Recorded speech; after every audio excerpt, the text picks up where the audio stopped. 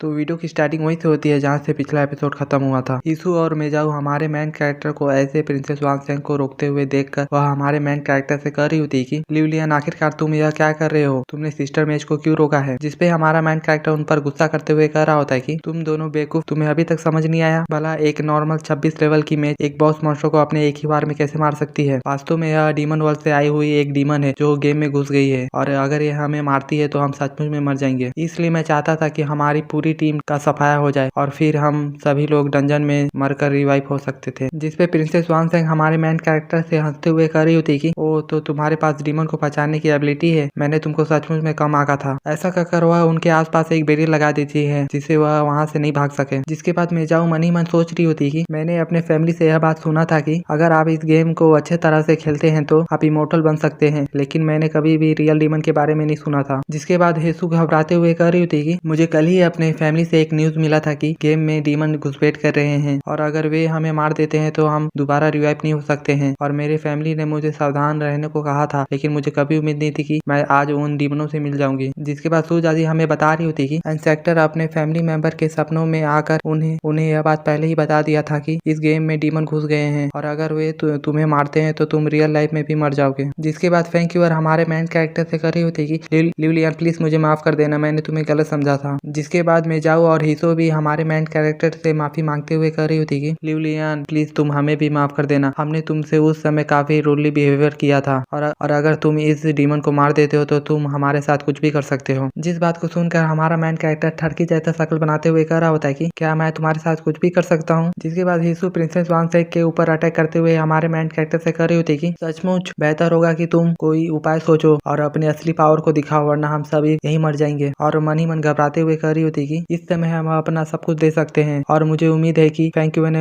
पहले जो कहा था कि वह बहुत ही पावरफुल है वह सच हो। तभी वहाँ पर प्रिंसेस वांगसेंग उन पर अटैक करते हुए कह रही होती कि तुम चींटियों को सच में यह लगता है कि तुम इस प्रिंसेस को हरा सकते हो, तुम बस अपना देख रहे हो और मौत की तलाश कर रहे हो। जिसके बाद हम उसकी अटैक की पावर को देखते हैं। उन सभी को प्रिंसेस वांगसेंग की एक ही अटैक में ही उनकी आधी एचपी खत्म हो गई होती है। जिसके बाद फैंक्यूअर खड़े होते हुए कह रही होती कि क्या यही किसी रियल डीमन की पावर है? अगर मेरे पास इंस्पेक्टर की दी गई लाइफ सेविंग तलिस्मान नहीं होती तो मैं आज यहीं खत्म हो गई होती। जिसके बाद प्रिंसेस वांगसेंग अपना एक और अटैक बनाते हुए उनसे कह रही होती कि जो भी इंसान इस प्रिंसेस को गुस्सा दिलाने की हिम्मत करेगा उसे मरना होगा। ऐसा कहकर वह उन पर अटैक कर देती है। जिसको अटैक करते हुए देखकर हमारा मेन कैरेक्टर लिटिल पिग की दी गई लाइफ सेविंग तलिस्मान का यूज करते हुए कह रहा होता है कि लिटिल पिग मैं अब तुम्हारी दी गई लाइफ सेविंग आर्टिफैक्ट पर ही भरोसा कर रहा हूँ। ऐसा कहकर वह उस आर्टिफैक्ट को एक्टिव कर देता है जिससे वहाँ पर एक जाइंट पिग अपेयर हो गया होता है जो कि हमारे मेन कैरेक्टर के आसपास एक बैरियर लगा देता है, जिसकी वजह से प्रिंसेस वांगसेंग का अटैक रुक गया होता है। जिसके बाद हमारा मेन कैरेक्टर पीछे मुड़कर उन लोगों से कह रहा होता है कि उसके लेवल की डीमन के साथ कोई आम प्लेयर नहीं लड़ सकता, इसलिए तुम तीनों बैरियर के अंदर ही रहो। और वहीं दूसरी ओर प्रिंसेस वांगसेंग उस बैरियर को तोड़ने के लिए अपना पूरा लगातार कोशिश कर रही होती है। जिसको ऐसे लगातार अटैक करते हुए देखकर हमारा मेन कैरेक्टर उनसे कह रहा होता है कि मुझे लगता है कि अगर इस बैरियर में ऐसे ही लगातार अटैक होते रहेंगे तो यह जल्दी टूट जाएगा और हम सभी यहीं मर जाएंगे। अब लगता है कि मेरे पास अब और कोई रास्ता नहीं बचा, मुझे उससे बाहर जाकर लड़ना ही पड़ेगा। ऐसा कहकर वह उस बैरियर से बाहर जाने लगता है। जिसको ऐसे बाहर जाते हुए देखकर फैंक्यूअर उसे रोकते हुए कह रही होती कि लिवलियन तुम ऐसे बाहर नहीं जा सकते, अगर तुम बाहर जाओगे तो मैं भी तुम्हारे साथ जाऊंगी। जिसपे हमारा मेन कैरेक्टर उससे कह रहा होता है कि फैंक्यूअर माफ करना, लेकिन मैं तुम्हारी इस बात से सहमत नहीं हूँ। प्रिंसेस वांगसेंग की पावर को देखकर मुझे लगता है कि तुम उससे लड़ने की काबिल नहीं हो और अगर तुम बाहर गई तो तुम मुझे ही रोकोगी। जिस बात को जानकर कि वह उसकी मदद नहीं कर सकती वह रोने लगती है। जिसके बाद वह हमारे मेन कैरेक्टर से कह रही होती कि मैं फैंक्यूअर यह कसम खाती हूँ कि मैं जिंदगी भर तुम्हारी रहूंगी और लाइफ के अंत के बाद भी तुम्हारी वाइफ रहूंगी। जिसपे हमारा मेन कैरेक्टर मुस्कुराते हुए उस बैरियर से बाहर चला जाता है। जिसको ऐसे बाहर जाते हुए देखकर यीशु और मेजाऊ एक दूसरे को पकड़कर फनी तरह से रोते हुए कह रहे होते हैं कि हम किसी भी तरह से उससे नहीं जीत सकते, हम आज यहीं मरने वाले हैं। जिसके बाद प्रिंसेस वांगसेंग हमारे मेन कैरेक्टर को बैरियर से बाहर निकलते हुए देखकर उससे कह रही होती कि तुम चिंता मत करो, मैं तुम्हें एक आसान मौत दूंगी, मैं तुम्हारी सारी एनर्जी को अब्सॉर्ब कर लूंगी जिससे मेरी पावर और भी बढ़ जाएगी। जिसके बाद हमें नेजा को दिखाया जाता है जो कि हमारे मेन कैरेक्टर को देखकर कह रहा होता है कि सच में यह काफी दिलचस्प है कि वह मॉर्टल बंदा उस डीमन के खिलाफ लड़ने से नहीं डर रहा है। मैं देखना चाहता हूँ कि वह प्रिंसेस वांगसेंग के खिलाफ कितने अच्छे तरह से लड़ सकता है। जिसके बाद हमारा मेन कैरेक्टर अपने शैडो स्किल को एक्टिव करके उसके पीछे आ गया होता है और उसे अपने गोल्डन चेन से जकड़ लिया होता है। जिसके बाद वह अपने तालिस्मानों से उस पर अटैक कर देता है और वह यही नहीं रुकता, वह उसके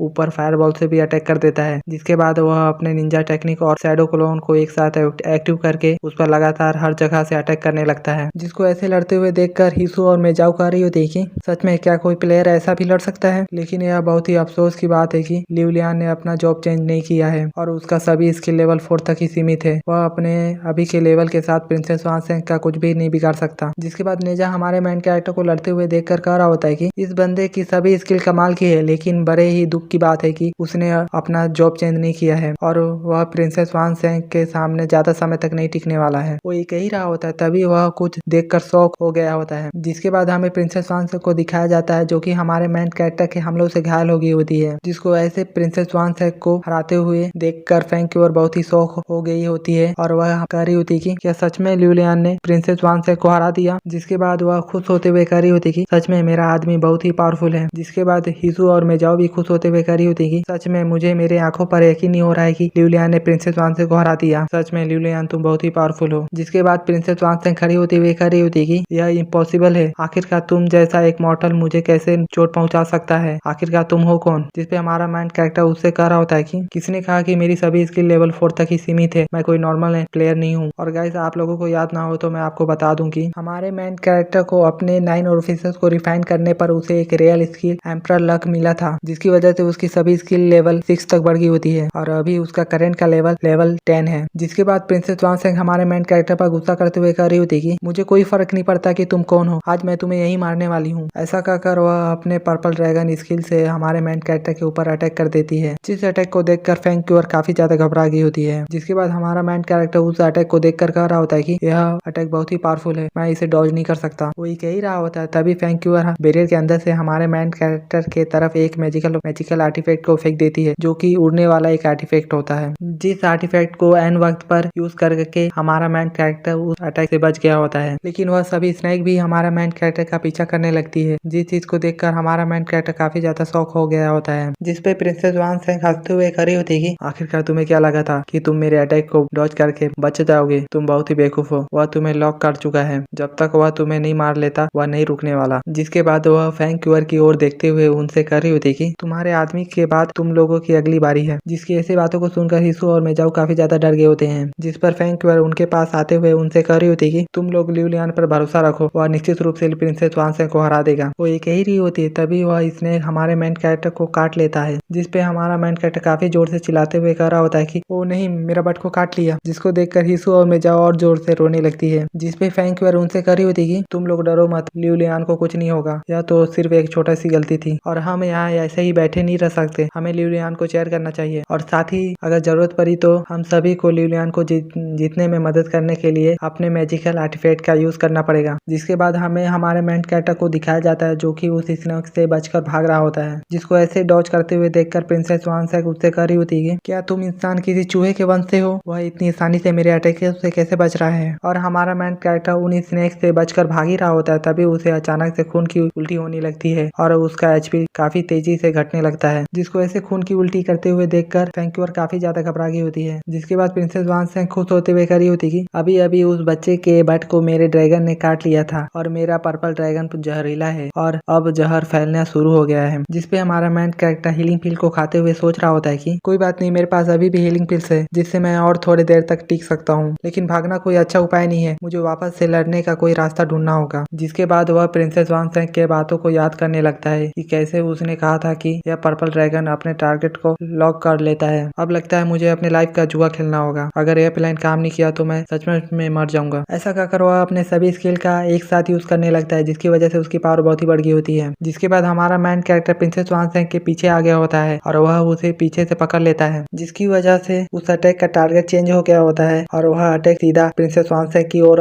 आगे बढ़ने लगता है। जिस अटैक को अपनी ओर आते हुए देखकर प्रिंसेस वांगसेंग काफी ज्यादा घबरा गई होती है। जिसके बाद हमें वहाँ पर बहुत ही पावरफुल धमाका दिखाया जाता है और उस धमाके में प्रिंसेस वांगसेंग भी मर गई होती है और हमारा मेन कैरेक्टर उस अटैक से एन वक्त पर डॉज कर लिया होता है, जिसकी वजह से वह बच गया होता है। जिसके बाद वह सभी खुश होते हुए कह रही होते हैं कि फाइनली हम जीत गए। जिसको ऐसे प्रिंसेस वांगसेंग को हराते हुए देखकर नेजा कह रहा होता है कि मुझे कभी नहीं लगा था कि वह प्रिंसेस वांगसेंग को हरा देगा, सच में यह बच्चा बहुत ही दिलचस्प है। जिसके बाद हमारे मेन कैरेक्टर के पास एक सिस्टम नोटिफिकेशन आता है कि बधाई हो प्लेयर, आपने प्रिंसेस वांगसेंग को मार दिया है और आपको उसे मारने पर उसका डीमन पिल और नेदर आइस स्टोन प्राप्त हुआ है। जिसपे हमारा मेन कैरेक्टर उन सामानों को देखते हुए कह रहा होता है कि मेरे ड्रैगन एंड फेनिक्स स्वॉर्ड को एक्टिव करने के लिए जिन मटेरियल की जरूरत थी उनमें से मैंने एक को तो हासिल कर लिया है और अब सिर्फ 2 और बचे हुए हैं जिसे मैं जल्दी हासिल कर लूंगा। हमारा मेन कैरेक्टर ये कह ही रहा होता है तभी वहाँ पर फैंकुरा और हिसू और मेजाऊ दौड़ कर आते हुए हमारे मेन कैरेक्टर से कह रहे होते हैं कि लिलियन तुम बहुत ही पावरफुल हो, तुमने सच में उसे हरा दिया। जिसको ऐसे हमारे मेन कैरेक्टर से चिपकते हुए देखकर फैंकुरा उन्हें दूर फेंकते हुए कह रही होती कि तुम लोग मेरे हस्बैंड से दूर रहो, यह मेरा आदमी है। ऐसा कहकर वह उसे किस कर लेती है और इसी के साथ हमारा ये पार्ट यहीं पर खत्म होता है। हम मिलते हैं इसके नेक्स्ट एपिसोड में, तब तक के लिए बाय बाय।